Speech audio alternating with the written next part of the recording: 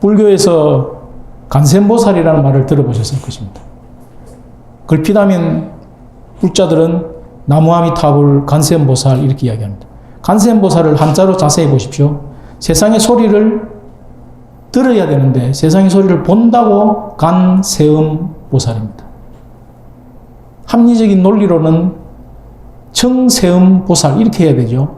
세상의 소리를 듣는 보살 이렇게 해야 되는데 간세음, 세상의 소리를 본다고 간세음보살 이렇게 부릅니다. 그래서 찾아보니까 불교의 간세음보살 인도 이름이 아발로키 테슈바라, 아발로키 테슈바라. 합성인데 아발로키타라는 말하고 이슈바라는 말하고 합쳐진 말인데 아발로키 테슈바라. 아발로키타라는 말은 알렉산더의 헬라 제국이 인도양이 아니라 인도의 그 인더스강 주위까지 진출을 했습니다. 그래서 헬라 문화가 인도에도 전파가 됐는데 헬라의 가장 주신이 무엇입니까? 아폴론이죠. 아폴론의 인도 범어식 이름이 아발로키입니다. 아발로키. 거기에 이슈바라라고 하는 힌두교의 절대신이 있는데 아발로키 이슈바라가 합쳐져서 아발로키 테슈바라가 됐는데 아발로키 테슈바라가 바로 간세음보살의 인도 이름입니다. 그러니까 헬라 제국의 문화가 힌두교에 영향을 미쳐서 태어난 것이 간세음보살, 아발로키 테슈바라라고 하는 이름입니다. 이것은 세상의 모든 기도와 소리를 하나님이 듣고 계신다는 그 내용이 불교식으로 수용된 이름이 간세음보살이라는 뜻입니다. 동의하십니까? 동의가 됩니까? 하나님께서는 우리의 기도를 들으시는 줄 믿습니다. 지상 성소의 뜰과 성소와 지성소는 우리의 육과 혼과 영을 상징합니다. 우리의 육은 항상 뜰에 있는 번제단에서, 뜰에 있는 물두멍에서 불타고 물두멍에서 씻겨져야 합니다. 그래서 성소에 들어오면 금촛대가 있고 떡상이 있고 향로가 있는데 성소의 금촛대에서 빛 대신 예수님, 떡상 위에서 생명이 떡이 되신 예수님, 그 예수님을 붙들고 무시로 향로 앞에서 향을 피우며 기도해야 하는 것입니다. 지성소의 우리의 영은 하나님을 늘 만나고 하나님의 시연자 속죄소에서 속죄함과 은혜를 받아야 하는 줄로 믿습니다. 디모데전서 4장 5절에 보면 하나님의 말씀과 기도로 거룩하여짐이라. 디모데전서 2장 8절에 그러므로 각 처에서 남자들이 분노와 다툼이 없이 거룩한 손을 들어 기도하기를 원하노라. 우리는 새 언약의 말씀과 하나님 앞에 기도함으로 거룩하여지고 경건의 능력을 덧입으며 하나님과 교제하고 교통하는 영적인 사람, 혼적인 사람, 육적인 사람이 되어가는 줄로 믿습니다. 육적인 사람이 혼적인 사람으로, 혼적인 사람, 영적인 사람으로 점점 한 단계씩 성장해 가야 하는 줄로 믿습니다. 예수님께서 피와 살로 세우신 새 언약의 말씀, 그리고 성소에서든 지성소에서든 금향로 위에 우리의 기도를 듣고 계시는 하나님 앞에 말씀과 기도로 양심이 온전해지고 사람이 비로소 거룩해지고 경건의 능력을 덧입어가는 종들이 되시기를 축원합니다. 코로나19로 인해서 일본에서는 산부인과 병원의 환자들이 갑자기 성황리에 찾아온다고 합니다. 산부인과에 찾아온 그 환자들은 중고등학생들인데 가정의 건친 상간으로 말미암아서 임신을 하고 산부인과에 찾아왔다고 뉴스 보도가 분석하는 것을 봤습니다. 새 언약에 대한 말씀과 기도가 없는 일본, 800만이 넘는 우상 다신교를 섬기는 일본, 절대적인 근거나 표준이 없는 것이죠. 과거부터 우리 한국은 일본을 쪽발이라고 해서, 외놈이라고 해서 아주 무시했는데 그 중에 선조가 보낸 두 사신이 임진왜란전에 두 사람이 갔었는데 황누구 씨는 일본이 반드시 쳐들어온다고 이야기했고 김성희 그분은 쳐들어오지 않는다고 얘기했는데 쳐들어오지 않는 그 논리를 어떻게 이야기했냐면 금수의 나라 일본이 과연 무슨 힘을 길렀길래 양반의 나라 한국 조선을 쳐들어올 것인가 그렇게 이야기했습니다. 과거 일본을 한국은 금수의 나라라 칭했습니다. 금수의 나라라는 것은 비단을 이야기하는 것이 아니라 세금자, 짐승, 숫자, 짐승의 나라와 같다고 이야기했습니다. 하나님의 말씀과 기도가 없고 새언약의 말씀과 기도가 없다면 인간이 인간답지를 못하고 인간이 짐승으로 전락하고 마는 것입니다. 우리가 불완전한 구약 제사로는 인간의 탈을 썼지만 양심이 온전해질 수 없는 것을 깨닫고 새언약의 말씀과 기도로 거룩해지고 경건해지는 경건의 사람들이 되시기를 축복합니다. 금세기의 기독 지성이라고 할 수 있는 댈러스 윌리드 박사, 또 C.S. 루이스는 많이 들어보셨죠? 반지 제왕을 쓴 그 작가와 친구지간이 C.S. 루이스입니다.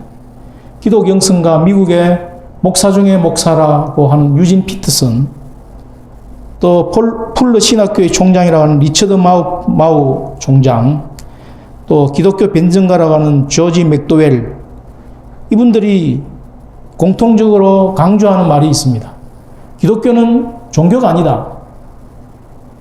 여러분들은 기독교가 종교라고 생각하십니까? 그분들이 하는 말은 기독교는 종교가 아니다라고 아주 강력하게 주장했습니다. 기독교는 종교가 아니고, 기독교는 라이프 스타일도 아니고, 기독교는 소신도 아니고, 신념도 아니고, 소신과 신념과 라이프 스타일과 종교를 넘어서는 그 이상의 어떤 것이다. 이렇게 기독교를 정의했습니다.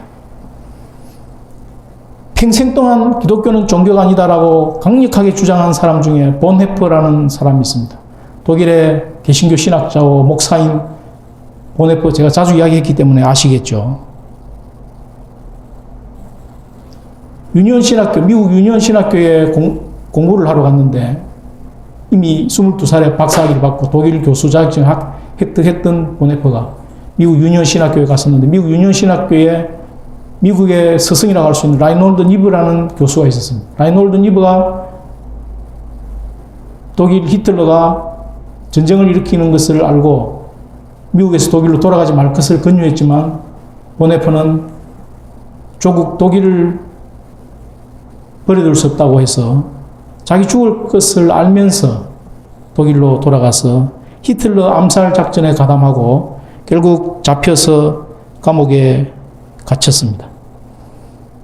1945년 전쟁이 끝나기 얼마 전에 4월 9일 날 아침에 39살의 나이로 사형을 당했는데 교수행 직전에 이런 이야기를 했습니다. 이것이 마지막이다. 그러나 나에게 새로운 삶의 시작이 있다. 이 본헤퍼를 일컬어서 예수님의 진정한 제자의 삶을 살아내었던 행동한 크리스찬이다. 그렇게 이야기했는데 이 디트리 본헤퍼가 22살 때 고등학교 후배들에게 이렇게 이야기했습니다. 기독교의 본질은 종교와 관계가 있는 것이 아니다. 예수 그리스도라고 하는 인물과 관계가 있다. 종교는 죽은 것이고 사람이 만들어낸 것에 불과하다. 기독교의 핵심은 전혀 다른 것, 바로 하나님 자신이다. 기독교는 바로 그분을 대면하는 것이다. 이 말씀은 무슨 뜻이겠습니까? 불안한 구약 제사로는 우리의 양심을, 우리의 내면을 온전하게 할 수 없지만 새언약의 말씀과 기도로 우리의 내면과 우리의 양심을 온전하게 할 수 있다는 말입니다. 즉 종교도 아니고 라이프 스타일도 아니고 소신도 아니고 신념도 아닌 그 이상의 그 어떤 것, 그것이 기독교라는 것이죠. 새언약의 말씀과 기도로 온전하게 되는 것, 그것은 종교도 아니고 라이프 스타일도 아니고 신념도 소신도 더더구나 아니라는 것입니다. 잠시 동안의 세상에서 가장 소중한 것은 나를 따르라고 부르신 예수님의 부르심에 순종하는 것이다. 기독교의 본질은 영원한 타자의 메시지를 듣는 것이다. 영원한 타자는 예수 그리스도를 이야기하겠죠. 무가치한 것에 대한 무한한 가치와 가치 있어 보이는 것들의 무한한 무가치를 선언하는 것이 기독교다. 이해가 되십니까? 무가치한 것처럼 보이는 것에 대하여 무한한 가치를 찾아내고, 사람들은 천국을 무가치한 것으로 여깁니다. 예수님의 보혈의 능력을 무가치한 것으로 여깁니다. 새 언약을 무가치한 것으로 여깁니다.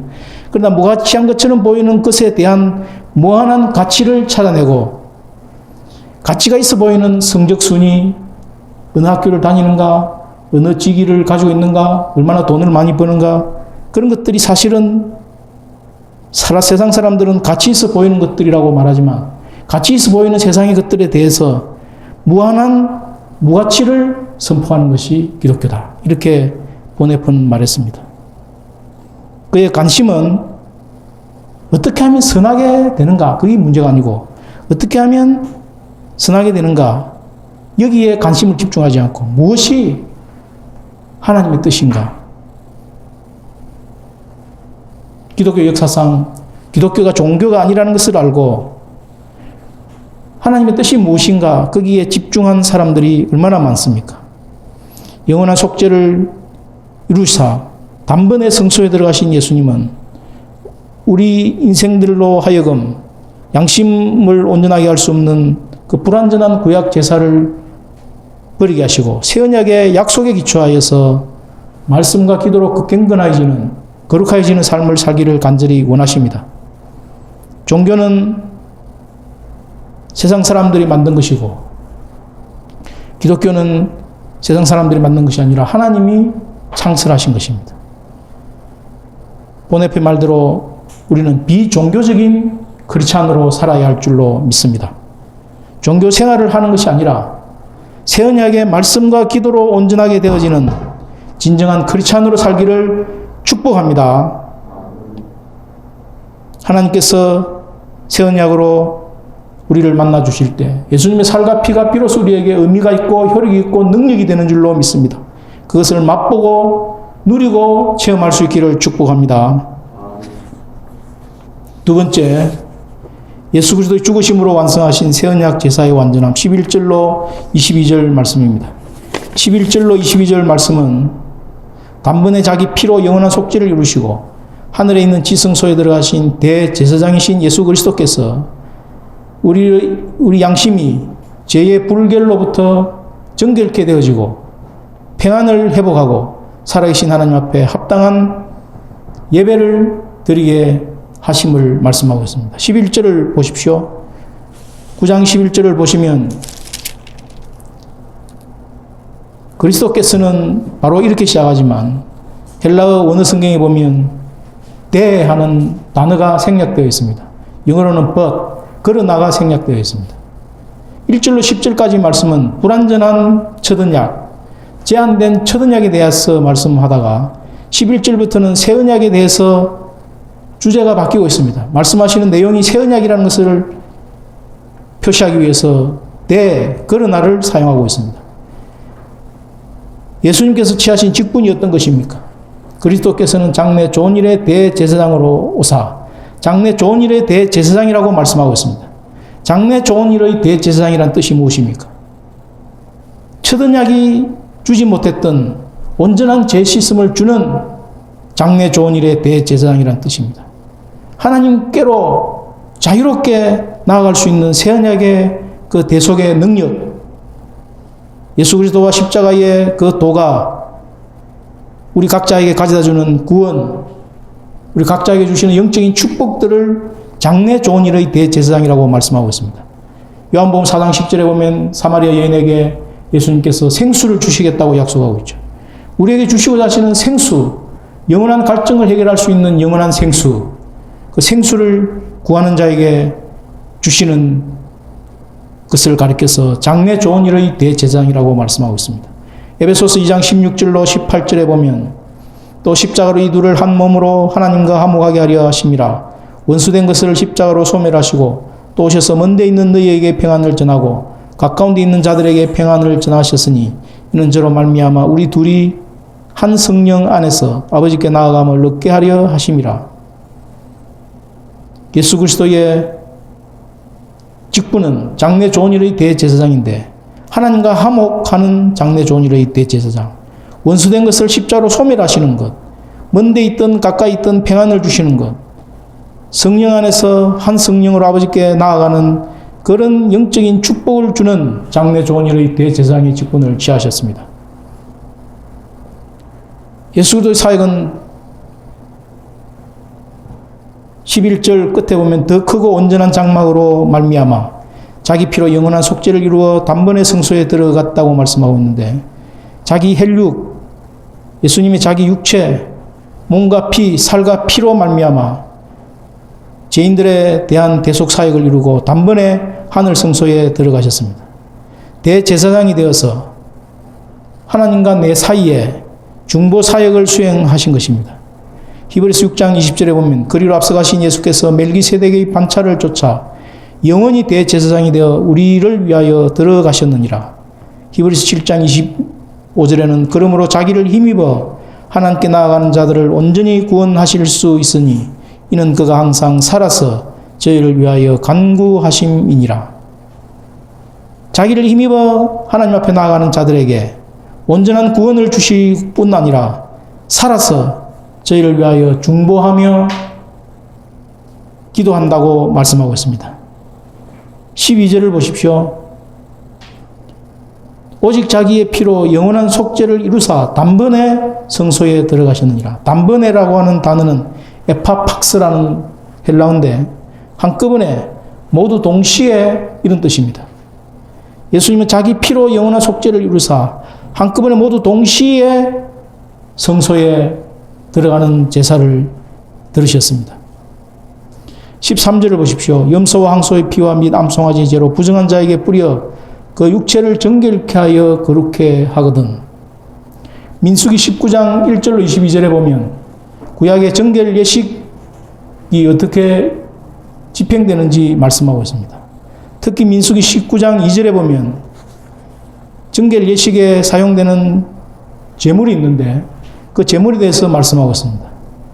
여호와께서 명령하시는 법의 율례를 이제 이르노니 이스라엘 자손에게 일러서 온전하여 흠이 없고 아직 멍에 매지 아니한 붉은 암송아지 그것을 내게로 끌어오게 하고, 정결 예식에 사용되는 제물이 온전하여 흠이 없고 아직 멍에 매지 아니한 붉은 암송아지를 말하고 있습니다. 예수님을 이야기하고 있습니다. 아직 멍에 매지 아니한 붉은 암송아지, 장차 십자가를 지실 것을 예표하는 붉은 암송아지, 그 밑에 보면 동시에 제사장은 백향목, 우슬초, 홍색 실을 같이 넣어서 그 암송아지를 태웁니다. 나중에는 재만 남는데, 재만 남은 그 재물을 가지고 물을 부어서 잿물을 시체를 만져서 부정한 자에게 뿌려서 그 부정한 자가 정결케 되어지는 예법이 구약의 정결 예법입니다. 이것처럼 예수님의 피가 우리 인생들의 죄를 정결케 하는 역할과 능력을 가지고 있습니다. 구약의 모든 정결 예법, 구약의 모든 제사제도, 예수님의 대속 사역을 깨닫도록 도우시는 모형입니다. 새 언약의 그리스도의 피를 통한 구속 사역의 효과가 무엇인지 깊이 깨닫도록 보여주는 하나의 시청각 교재가 구약의 제사제도와 정결 예법입니다. 옛 언약의 제사보다 질적으로 우월하고 옛 언약의 제사가 성취 불가능했던 것들을 성취해주는 질적으로 훨씬 우월한 것이 새 언약입니다. 양심을 깨끗하게 하고 하나님을 섬기지 못하도록 막던 죄를 제거하는 구속 사역을 성취하는 것이 바로 새 언약입니다. 찬송가 252장을 보십시오. 찬송가 252장을 한번 불러보겠습니다.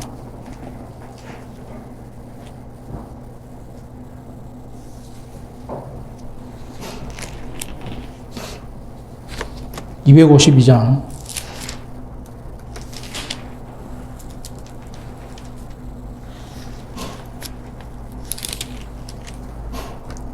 잘 아는 찬송이죠. 시작. 나의 죄를 씻기는 예수의 피밖에 없네. 다시 정케 하기도 예수의 피밖에 없네. 예수의 흘린 피 날 이게 하오니 귀하고 귀하다. 예수의 피밖에 없네. 나를 정케 하기는 예수의 피밖에 없네. 사죄하는 증거도 예수의 피밖에 없네. 4절 평안함과 소망은 예수의 피밖에 없네. 나의 의는 이것뿐 예수의 피밖에 없네. 예수의 흘린 피 날 이게 하오니 귀하고 귀하다. 예수의 피밖에 없네. 가사가 가르치는 말씀이 요한일서 1장 7절을 가르치고 있습니다. 그가 빛 가운데 계신 것 같이 우리도 빛 가운데 행하면 우리가 서로 사귐이 있고 그 아들 예수의 피가 우리를 모든 죄에서 깨끗하게 하실 것이요.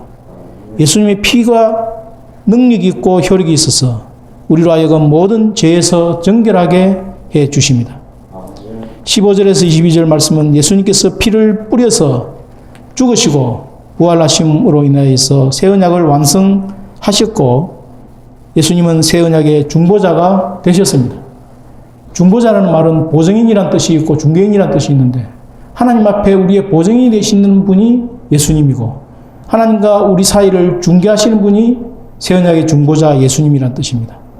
이렇게 새 언약의 중보자 되신 예수님을 통해서 부르심을 입은 성도들은 한결같이 영원한 기업을 받는 약속을 갖게 된 것입니다.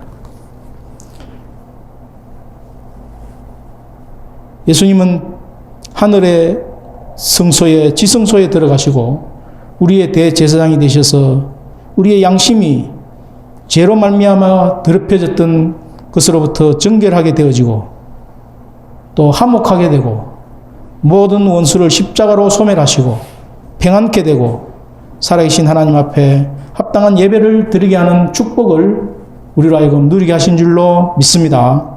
이것은 두고두고 감사하고 찬양하고 노래할 우리의 영적인 감사의 제목입니다. 현재 전 세계 정세를 돌아보면 미국과 중국이 객심한 전쟁을 펼치고 있습니다. 1월 달에 무역전쟁이 합의를 했는데 합의한 이후에 훈풍이 도는 것처럼 보였다가 코로나19로 말미암아서 미소냉전 코로나19 신냉전이 시작되었다고 말하고 있습니다. 그래서 미국과 중국은 더 이상 친구가 아니라 파트너가 아니라 대결별하는 원수 사이로 변해가고 있습니다. 팬데믹으로 인해서 미국이 중국에서 전적으로 철수할 결심을 굳혔다고 학자들은 말합니다. 하웨이 제재를 본격화해가지고 삼성전자의 라이벌인 대만의 파운드리 시장 세계 1위를 달리고 있는 TSMC라는 회사가 미국 애리조나에 120억 달러를 들여서 반도체 공장을 건설하고 반도체가 미국을 통해서 공급이 되도록 하고 있습니다. 그래서 한국의 삼성전자는 미국의 제재로 말미암아 눈치 보기가 극심해지고 또 태평양 패권을 놓고 남중국해와 대만 해협에서 미국, 중국 간의 군사 대결이 치열하게 전개되고 있습니다. 그래서 주한 미군에 대한 방위비 협상이 난항을 겪고 있고 아주 심각한 인상을 요구받고 있는 상태입니다. 이런 세계 상황을 보면 새 언약의 능력과 축복과 효력이 과연 우리에게 적용될 때 살맛이 날 것인가 의문을 가질 수 있습니다. 그러나 하늘에 있는 대제사장이신 예수님께서 우리의 양심이 죄에 더럽혀짐으로부터 정결케 되어지고 모든 원수된 것이 십자가로 소멸되어지고 평안하고 살아계신 하나님 앞에 합당한 예배를 드리는 그 축복은 아무리 미국, 중국 전쟁이 그것을 스톱시키려고 해도 결코 스톱되어질 수 없는 하나님께서 우리들에게만 주신 축복인 줄로 믿습니다. 트럼프가 대통령 재선 11월 달에 있는 대통령 재선이 힘든 것 때문에 14일 날 코로나19 중국 책임론을 거론하면서 중국과 모든 관계를 단절할 수 있다는 폭탄 발언을 했습니다. 그런데 이건 트럼프만의 생각이 아니고 미국 의회도 중국을 공격할 수 있는 법안을 150개나 발의해서 의회에 상정해 놓고 있습니다. 미국이 한창 코로나가 유행할 때 마스크가 부족해서 중국의 마스크 수입을 요청했는데 코로나19 책임론, 중국 책임론을 제기하는 바람에 중국에서 법을 개정해서 마스크가 미국이 가지 못하도록 지연시켰습니다. 이것 때문에 독일 가는 마스크를 미국이 중간에 가로채가지고 가져가기도 하고 하여튼 미국과 중국 사이에 심상치 않은 거의 전쟁과 유사한 기운이 돌고 있습니다. WHO 사무총장이 3월 11일 날 코로나를 세계적인 팬데믹으로 선포했는데 국지적인 유행병이 전 세계 2곳 이상에서 발병하게 되면 팬데믹 현상을 선포하게 되어 있습니다. 우리는 지금 메르스, 사스, 에볼라, 코로나 이런 바이러스 폭풍의 시대를 살고 있습니다. 바이러스 폭풍의 시대에 우리의 내면이나 우리의 양심은 별로 관계없는 것처럼 보입니다. 그러나 우리의 양심이 하나님 앞에 새로워지고 정결케 되어지고 우리 내면에 평안과 화목이 있으면 바이러스 폭풍이 아니라 바이러스 쓰나미 시대를 산다 하더라도 바이러스를 이길 수 있는 하나님의 능력으로 생명사계로 보호하실 줄로 믿습니다.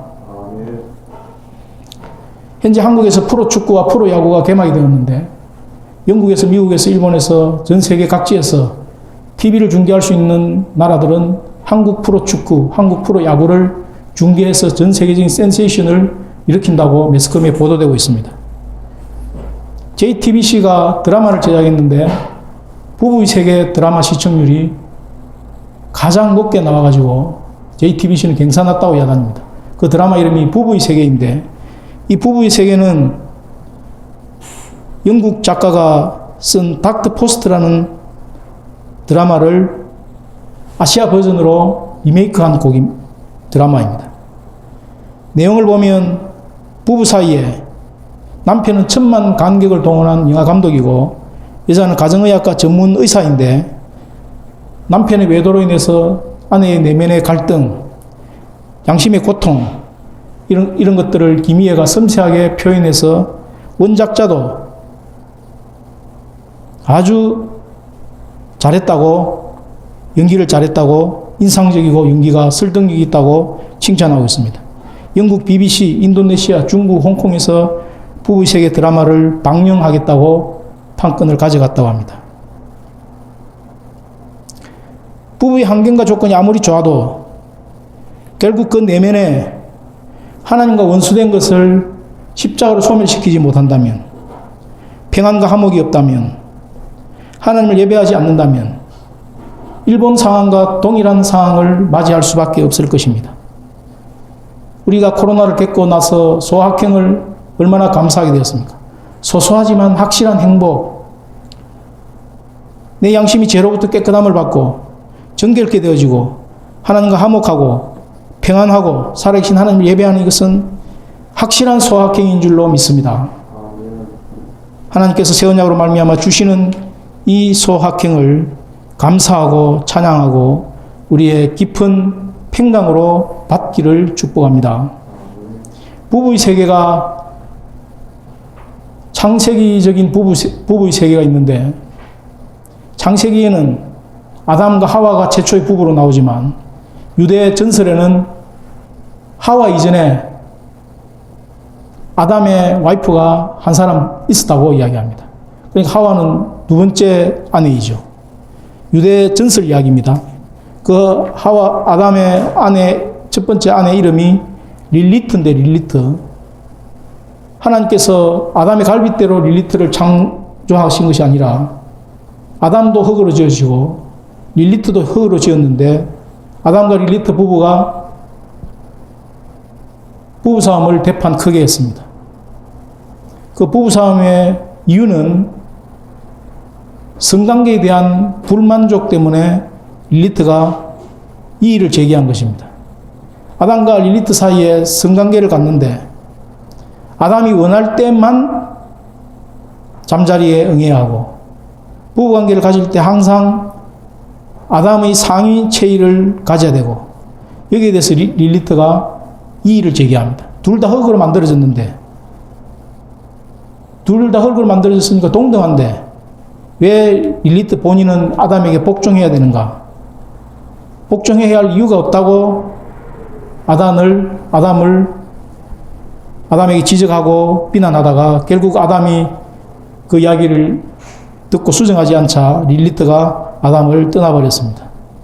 표면적인 이유는 성관계에 대한 불만족 이야기지만 인간의 본질적인 평등, 하나님의 속성으로 남자도 지어졌고 여자도 하나님의 이미지로 지어졌는데 왜 남자는 상위에 있고 여자는 하위에 복종해야 되는가? 여기에 대해서 누가 누구를 지배하고 누가 누구에게 복종해야 하는 관계가 아니라 서로가 평등한 관계이다. 본질적인 인간의 평등에 대해서 이의를 제기한 여자가 릴리트입니다. 그래서 릴리트는 결국 아담이 자기 말을 듣지 않자 떠나버렸고 전설에 의하면 이 릴리트는 홍해의 한 동굴에 가서 악마를 만나게 되고 악마의 애인이 되어버립니다. 유대민족에게 전승되어오는 전설 이야기인데 이 부부의 세계가 우리에게 가져다주는 메시지가 무엇입니까? 하나님 앞에서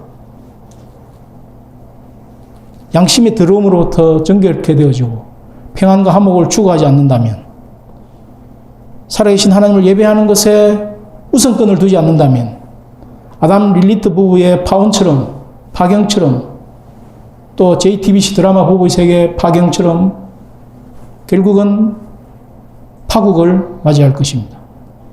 우리가 새 언약에 주시는 축복, 내 양심이 죄로부터 죄 더러움으로부터 정결케 되어지고 하나님 주시는 평안과 화목을 누리고 하나님을 예배하는 거기에 우리 인생의 초점과 우선권을 둘 수 있기를 축복합니다. 히브리서 9장 12절 말씀 같이 읽겠습니다. 12절 14절 시작.